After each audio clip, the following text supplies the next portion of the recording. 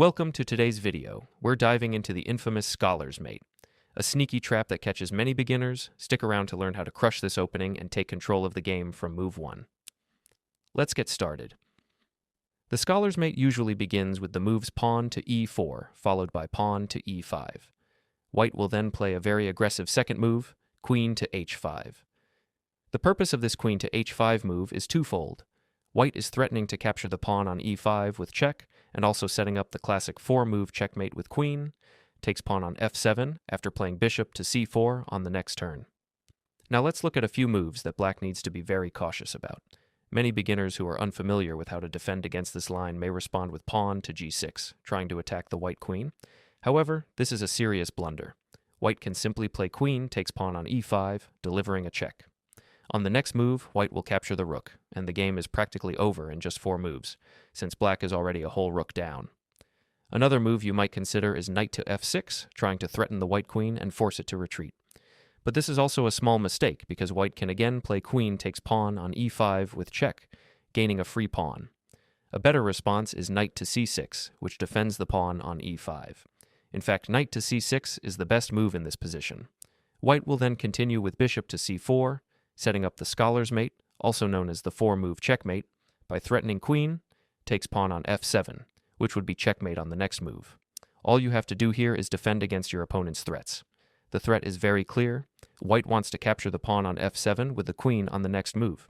So, our goal is simple. Either block the queen from capturing our pawn, or defend the pawn on f7 with another piece.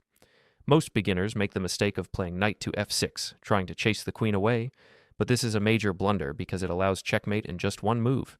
Instead of playing knight to f6, you could consider queen to e7 or queen to f6, as both moves protect the pawn on f7.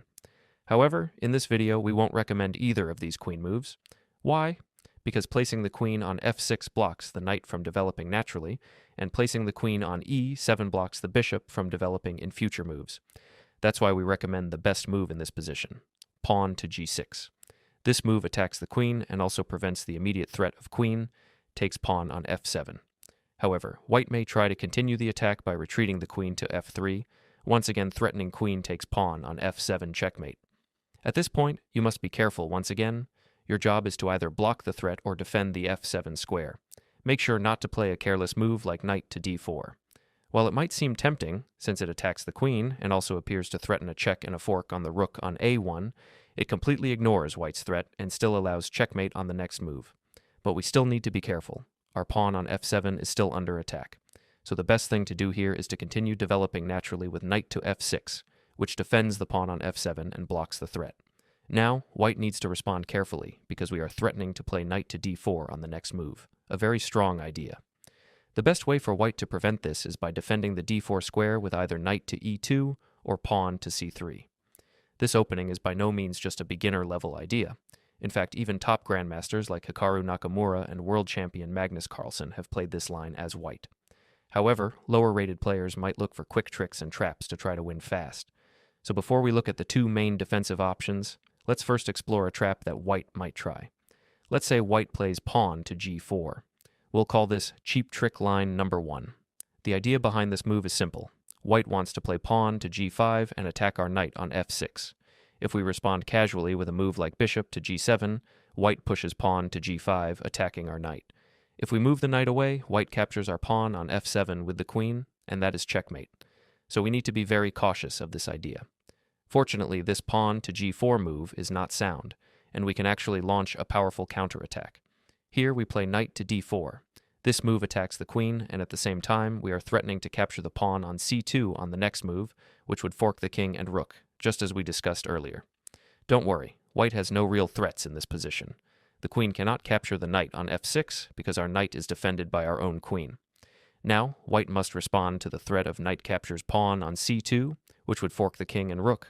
To stop this, white might play either queen to d3 or queen to d1. If white plays queen to d3, we can simply capture the pawn on g4 with our knight, gaining material and keeping the pressure on. But let's say white retreats with queen to d1, defending the pawn on c2. At this point, we could choose to capture the pawn on e4, but since this video is all about punishing our opponent aggressively, we go for a more powerful idea, pawn to d5. This is a very aggressive and purposeful move. The idea behind pawn to d5 is to attack white's bishop, gaining a tempo. If white captures our pawn, we then open up the diagonal for our bishop to capture the pawn on g4. Once we play bishop takes pawn on g4, we are threatening the queen, and white must now deal with that. White has three main options to block or defend: knight to e2, bishop to e2, or pawn to f3, which blocks our bishop and also threatens to capture it. Let's first take a look at what happens if white plays knight to e2. This is actually a blunder, because now we have checkmate in two moves. We play knight to f3 with check. The king is forced to move to f1, and we finish the game with a beautiful bishop to h3 checkmate, delivering mate using just the knight and the bishop. So since white cannot successfully defend using the knight, let's explore what happens if white tries to block our bishop using the bishop instead. In this case, we simply capture the bishop first, because our own bishop is under attack. After we trade bishops, white will likely recapture with the knight. Now, we play a very strong move. Queen takes pawn on d5. This move accomplishes two things. Our queen attacks the rook on h1, and we are also threatening a deadly knight to f3 check on the very next move. Now let's go back to the previous position and examine the third defensive option for white, pawn to f3. This move blocks our bishop and also threatens to capture it on the next move.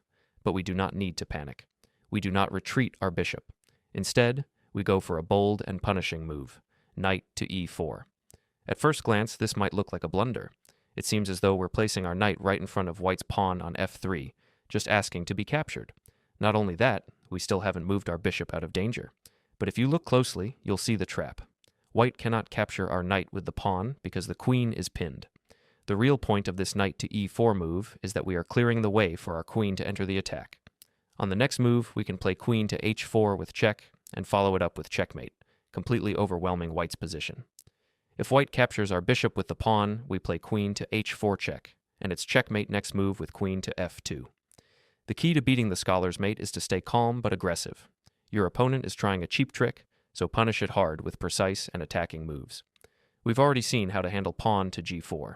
Now let's cover white's final try, queen to b3, creating pressure on f7 with the queen and bishop. But here's the catch. White's bishop is blocking the queen, so even if they play queen takes f7, it's not checkmate. Our king can escape. The best response? Knight to d4, cutting off white's attack and seizing the initiative. Again, we play knight to d4, hitting the queen and threatening the pawn on c2. If white captures our pawn on f7, it looks scary, but it's actually bad for white. We calmly play king to e7. At first it seems risky, but take a closer look. The white queen is under attack from our knight, and must stay on the diagonal to defend the bishop on f7.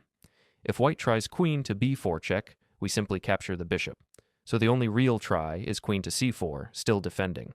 Now we strike with pawn to d5, attacking the queen and trying to deflect it away. White has no good squares left on the diagonal to defend the bishop.